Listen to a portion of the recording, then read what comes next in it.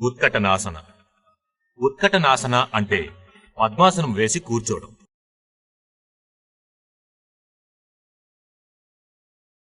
తిన్నగా నుంచోండి. చేతులు శరీరానికి హత్తుకొని ఉండాలి.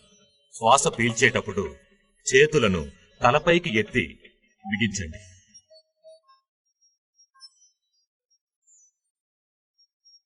శ్వాసని వదిలేటప్పుడు నేల మీద కూర్చోవాలి. అప్పుడు వెన్ను నిటారుగాను, చేతులు చాచి ఉండాలి. ఊపిరి పీల్చుకున్న తరువాత మళ్ళీ మొదట్లా తిరిగి చెయ్యాలి.